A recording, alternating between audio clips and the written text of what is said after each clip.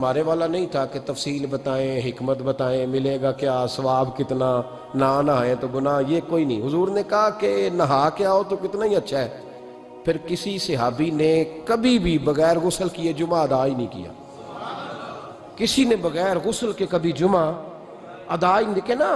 اسلام بڑا خوبصورت دین ہے۔ حضور نے فرمایا جو کچا پیاز کھائے وہ مسجد نہ آئے، پہلے مسواک کرے، دانت صاف کرے، پھر آئے۔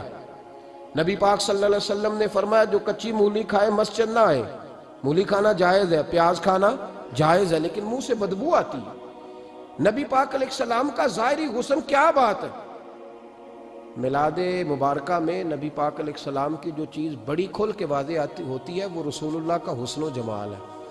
آپ کی والدہ سیدہ طیبہ طاہرہ حضرت سیدہ آمنہ رضی اللہ تعالیٰ، اماں جی کہتی ہیں کہ میرے محبوب جب میرے بطن اقدس میں آئے تو جو تکالیف عورتوں کو ہوتی ہے مجھے ان میں سے کوئی تکلیف بھی نہیں ہوئی، اور اماں جی کہتی ہیں مجھے کبھی کوئی ثقل، کوئی بوجھ محسوس نہیں ہوا، اور فرماتی ہیں کہ جو ولادت کے وقت لوگوں کو، عورتوں کو تکلیف ہوتی ہے مجھے وہ بھی نہیں ہوئی، اور فرماتی ہیں کہ نبی کریم علیہ السلام پیدا ہوئے تو ہمیں حضور علیہ السلام کی ناف کو کاٹنا نہیں پڑا، ناف بریدہ پیدا ہوئے، ختنہ شدہ پیدا ہوئے۔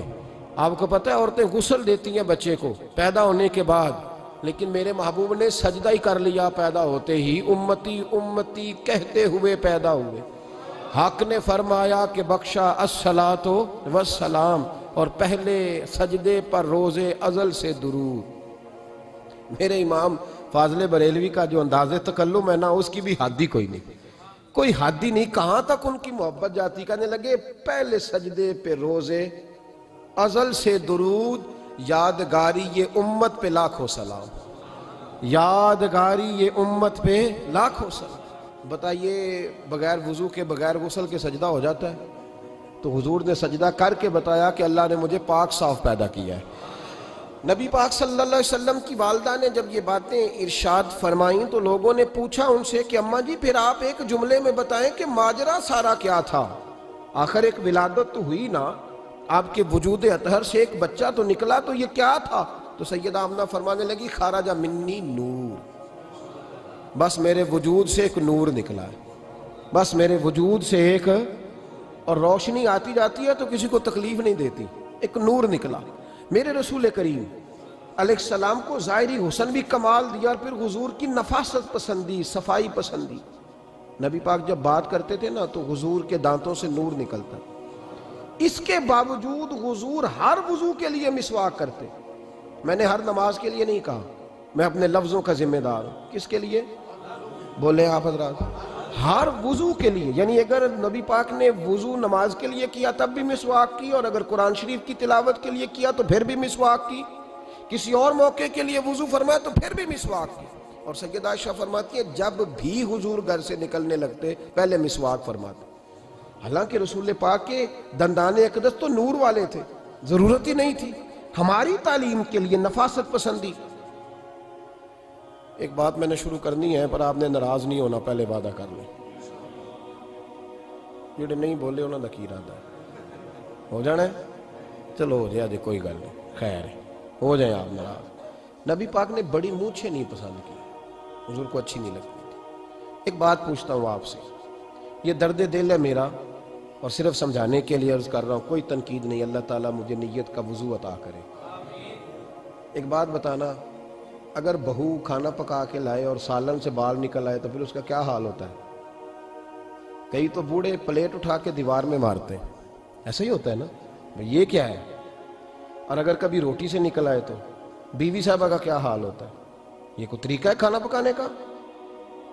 اور اللہ تعالیٰ معاف کرے، اگر کبھی ہوٹل میں چلے جائیں امیر لوگ 15,000 کا ڈنر کرنے، تو وہاں کسی سالن کی پلیٹ سے بال نکل آئے تو پھر تو پیسے کیا دینے ہیں، پھر تو ان کو اور جرمانہ ہو جاتا ہے۔ یہ تو سارے بال نکل آئے تو مشکل، اور ویسے بھی جو نفاست ہے نا طبیعت کی، اس پر بوجھ بنتا ہے، بال کھانے میں ہو آٹے میں ہو تو بوجھ بنتا ہے۔